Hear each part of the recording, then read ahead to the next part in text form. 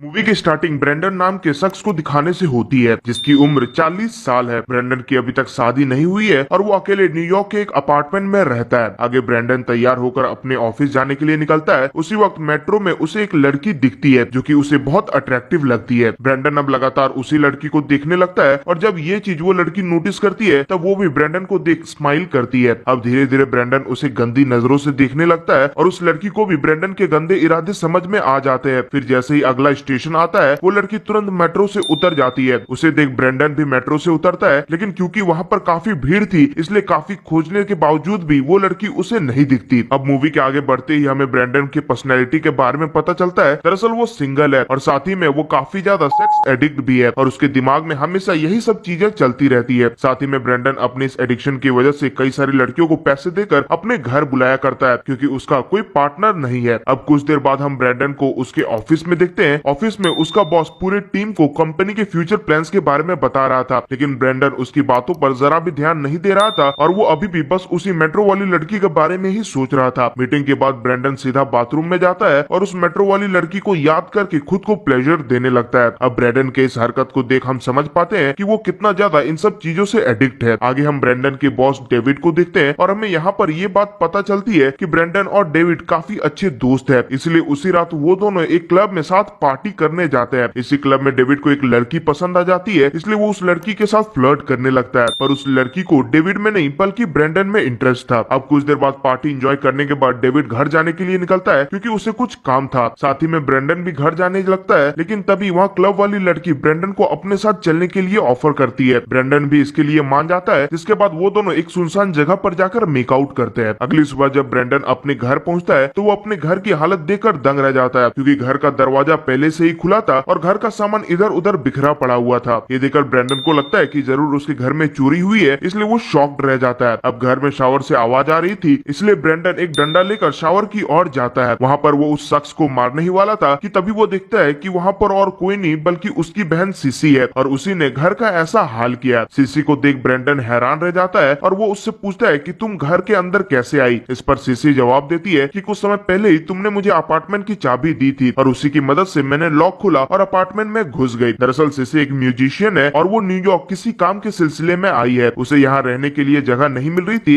इसलिए वो अपने भाई ब्रेंडन के घर आ गई। हालांकि पहले सिसी यहाँ पर अपने बॉयफ्रेंड के साथ रहने वाली थी, लेकिन उसने उसे धोखा दे दिया और उससे ब्रेकअप कर लिया और सिसी ये सारी बात अपने भाई को बताती है। आगे ब्रेंडन सिसी को फोन पर अपने बॉयफ्रेंड से रोते हुए बात करते हुए सुनता है, जिससे उसे बहुत बुरा लगता है, इसलिए वो सिसी को अपने साथ रहने की परमिशन दे देता है। अगले दिन सिसी तैयार होती है और वो ब्रेंडन से कहती है कि पास के ही एक क्लब में मेरा म्यूजिक कंसर्ट होने वाला है, इसलिए वो ब्रेंडन को भी वहां पर आने के लिए इनवाइट करती है। इस दिन ब्रेंडन कहता है कि अगर मैं ऑफिस से जल्दी आ गया तो मैं जरूर तुम्हारा कॉन्सर्ट देखने जाऊंगा। ये कहकर ब्रेंडन ऑफिस निकल जाता है और ऑफिस में ब्रेंडन को पता चलता है कि उसके ऑफिस के सभी कंप्यूटर में वायरस घुस गया है, इसीलिए सभी कंप्यूटर्स को रिपेयर में भेज दिया गया है, जिस वजह से आज कोई काम नहीं हो सकता। ये जानकर ब्रेंडन को काफी गुस्सा आता है और वो डेविड को भी गुस्से में बहुत कुछ सुना देता है। दरअसल उन कंप्यूटर में ब्रेंडन की एडल्ट मूवी की कलेक्शन थी जो कि उसे अपने जान से भी ज्यादा प्यारी थी। यहाँ पर ब्रेंडन डेविड से कहता है कि तुम्हें एक बार कंप्यूटर ले जाने से पहले मुझसे पूछनी चाहिए थी। अब डेविड भी ब्रेंडन की बात सुन समझ नहीं पा रहा था कि आखिर ब्रेंडन ऐसे रिएक्ट क्यों कर रहा है। खैर कुछ देर बाद डेविड ब्रेंडन से पूछता है कि आज का तुम्हारा क्या प्लान है। इस पर ब्रेंडन उसे बताता है कि आज मेरी बहन सिसी का कॉन्सर्ट है और आज मैं वहीं पर जाने वाला हूँ। ये चीज डेविड को भी काफी इंटरेस्टिंग लगता है, इसलिए वो ब्रेंडन के साथ उसी क्लब में पहुंच जाता है जहाँ पर सिसी परफॉर्म कर रही थी। फिर सिसी अपना परफॉर्मेंस चालू करती है और लोगों को उसका परफॉर्मेंस बहुत पसंद आता है। जब डेविड सिसी को देखता है तब वो उसकी ओर काफी ज्यादा अट्रैक्ट होता है और उसे वो बहुत पसंद आती है। परफॉर्मेंस खत्म होने के बाद जब सिसी ब्रेंडन के पास आती है तब डेविड भी उससे मिलता है और उससे फ्लर्ट करते हुए उसकी बहुत तारीफ करने लगता है। ये सारी चीजें ब्रेंडन भी देख रहा था और उसे ये सब काफी अजीब लगता है। फिर वापस लौटते वक्त जब डेविड, ब्रेंडन और सिसी कार में थे तब बैक सीट पर डेविड और सिसी मेकआउट करने लगते हैं। वो दोनों ये चीज ब्रेंडन के सामने ही कर रहे थे, इसलिए ब्रेंडन को अपनी बहन की ये हरकत बिल्कुल भी पसंद नहीं आती। अब घर पहुंचने पर डेविड सिसी को लेकर ब्रेंडन के ही बेडरूम में चला जाता है जहाँ पर दोनों शारीरिक संबंध बनाते हैं। वो दोनों जब अंदर ये सब कर रहे थे तब ब्रेंडन को बाहर तक आवाजें सुनाई दे रही थी। इन सब से ब्रेंडन काफी ज्यादा परेशान हो जाता है, लेकिन वो कुछ भी नहीं कह पाता क्योंकि डेविड भले ही उसका दोस्त था पर साथ ही में वो उसका बॉस भी था। कुछ देर बाद ब्रेंडन काफी ज्यादा फ्रस्ट्रेट हो जाता है और जॉगिंग करने बाहर चला जाता है। थोड़ी देर बाद जब वो जॉगिंग करके घर वापस लौटता है तब वो देखता है कि उसके बेडरूम की हालत बहुत खराब है और ये देखकर वो और भी ज्यादा गुस्सा हो जाता है और फिर वो अपना बेडशीट बदल कर सो जाता है। तभी सीसी उसके रूम में आती है और वो ब्रेंडन के साथ सो जाती है, जिसे देखकर ब्रेंडन गुस्से में उस पर बहुत चिल्लाता है और उसे रूम से बाहर निकाल देता है। अगले दिन ऑफिस में डेविड ब्रेंडन को अपने केबिन में बुलाता है और उसे कहता है कि हमें तुम्हारी हार्ड डिस्क से बहुत सारी एडल्ट वीडियोस मिली है। वो ये बात उसे बता ही रहा था कि तभी उसे एक कॉल आता है और वो ब्रेंडन को बिना कुछ बताए वहां से चला जाता है। आगे ब्रेंडन ऑफिस में अपने ही कलीग मरीन से बात करने लगता है। मरीन पहले से ही ब्रेंडन को काफी पसंद करती थी, इसलिए ब्रेंडन भी उसके साथ फ्लर्ट करने लगता है और फिर वो दोनों आज रात डेट पर जाने का प्लान बनाते हैं। फिर रात होने पर वो दोनों डेट पर जाते हैं, जहाँ पर वो लोग एक दूसरे से ढेर सारी बातें करते हैं। यहाँ मरीन ब्रेंडन को बताती है कि उसका डिवोर्स हो चुका है। साथ ही में ब्रेंडन उसे अपने बारे में बताता है कि मैं एक बैचलर हूँ और अभी तक मेरी शादी नहीं हुई है। डेट खत्म होने के बाद ब्रेंडन घर आता है और बाथरूम में जाकर मरीन को इमेजिन करते हुए खुद को प्लेजर देने लगता है। इसी दौरान सीसी बाथरूम के अंदर आ जाती है और ब्रेंडन को ऐसा करता देख वो तुरंत बाहर चली जाती है। ब्रेंडन को इस चीज से बहुत गुस्सा आता है, इसलिए वो सीसी पर बहुत चिल्लाता है। थोड़ी देर बाद सीसी को ब्रेंडन के लैपटॉप में कई सारे अश्लील वीडियो मिलते हैं, जिसे देखने पर सीसी समझ जाती है कि ब्रेंडन पॉर्न एडिक्ट हो चुका है। उसी रात ब्रेंडन समझ जाता है कि उसे अब ये सब बंद करना होगा, इसलिए वो अपने सारे अश्लील वीडियोस की कलेक्शन और मैगजीन को कचरे के ढेर में फेंक देता है। फिर अगले दिन ब्रेंडन अपने ऑफिस में मरीन से मिलता है और उसे किस करता है। इसके बाद वो दोनों एक होटल में जाते हैं, जहाँ पर दोनों शारीरिक संबंध बनाते हैं, पर क्योंकि ब्रेंडन इस वक्त भी पिछली रात को लेकर काफी फ्रस्ट्रेटेड था, इसलिए वो ये काम भी ठीक से नहीं कर पाता और फिर मरीन भी गुस्से में वहाँ से चली जाती है। अब मरीन के वहाँ से चले जाने के बाद ब्रेंडन एक वेश्या को अपने होटल रूम में बुलाता है और फिर उसके साथ संबंध बनाता है। ये सब होने के बाद जब ब्रेंडन रात में टीवी देख रहा था, तभी सीसी उसके पास आकर बैठ जाती है। यहाँ पर ब्रेंडन सीसी से कहता है कि तुम्हें डेविड से दूर रहना चाहिए क्योंकि उसकी पहले ही शादी हो चुकी है। इस पर सीसी भी उसे सॉरी कहती है, लेकिन ब्रेंडन काफी फ्रस्ट्रेटेड हो चुका था, इसलिए वो सीसी को घर से निकल जाने को कहता है। ये सुन सीसी उसे रिक्वेस्ट करती है कि वो उसे यहाँ पर रहने दे क्योंकि उसके अलावा सीसी का कोई भी अपना इस दुनिया में नहीं है। पर ये सब सुनने के बावजूद भी ब्रेंडन उसकी एक नहीं सुनता और उसे घर से बाहर निकाल देता है। उसी रात ब्रेंडन एक क्लब जाता है, जहाँ पर वो एक लड़की से उसके बॉयफ्रेंड के सामने ही फ्लर्ट करने लगता है। इन सब से उस लड़की के बॉयफ्रेंड को काफी ज्यादा गुस्सा आ जाता है, इसलिए जब ब्रेंडन बाहर निकलता है तब उस लड़की का बॉयफ्रेंड ब्रेंडन को बहुत ज्यादा मारता है। ब्रेंडन भी इससे बहुत डिस्टर्ब हो जाता है, इसलिए वो अपना गुस्सा निकालने के लिए दो वेश्या के साथ संबंध बनाता है। इसी दौरान सीसी ब्रेंडन को बार बार कॉल कर रही थी और ढेर सारे वॉइस मैसेजेस भेज रही थी, जिसमें वो बार बार ब्रेंडन से माफी मांग रही थी और उसे कॉल उठाने को कह रही थी। पर ब्रेंडन इन सभी कॉल और मैसेजेस को इग्नोर करता है। अब अगली सुबह होने पर ब्रेंडन मेट्रो से घर आ रहा था, लेकिन किसी वजह से मेट्रो बीच में ही बंद हो जाता है। बाहर निकलने पर ब्रेंडन को एक क्राइम स्पॉट दिखता है, जहाँ जाने के बाद उसे पता चलता है कि किसी ने खुद को मारने की कोशिश की है। ये जान उसे तुरंत सीसी की याद आती है और वो सीसी को कॉल करने लगता है, लेकिन काफी कॉल करने के बाद भी सीसी उसका कॉल नहीं उठा रही थी। ये देख ब्रेंडन और भी ज्यादा घबरा जाता है और तुरंत घर की ओर भागता है। घर जाकर वो देखता है कि सीसी नीचे बेहोश पड़ी हुई है और उसने अपने हाथ के नस को काट लिया है। ये देख ब्रेंडन काफी शॉक हो जाता है और वो तुरंत सीसी को हॉस्पिटल में एडमिट कराता है। काफी मेडिकल ट्रीटमेंट होने के बाद सीसी को होश आता है, जिसे देख ब्रेंडन चैन की सांस लेता है और उससे कहता है कि अब से मैं तुम्हारा हमेशा ख्याल रखूंगा। इसके बाद ब्रेंडन हॉस्पिटल से बाहर निकलता है और एक जगह रुक कर बहुत ज्यादा रोने लगता है। दरअसल इस इंसिडेंट के बाद ब्रेंडन को समझ में आ गया था कि वो अपनी जिंदगी में कितना कुछ गलत कर रहा है, इसलिए वो खुद को बदलने का फैसला लेता है। फिर अगले दिन जब ब्रेंडन मेट्रो से अपने ऑफिस जा रहा था, तब उसे मेट्रो में वही लड़की दिखती है जिसे उसने मूवी के स्टार्टिंग में देखा था। यहाँ पर वो लड़की ब्रेंडन की ओर बार बार देख रही थी और स्माइल कर रही थी, जिससे हम समझ पाते हैं कि वो लड़की ब्रेंडन में इंटरेस्टेड है। पर इस बार ब्रेंडन उसे देखकर कुछ भी रिएक्ट नहीं करता, जिससे हम समझ पाते हैं कि वो सुधर चुका है। और फिर इसी के साथ हमारी मूवी यहीं पर एंड हो जाती है।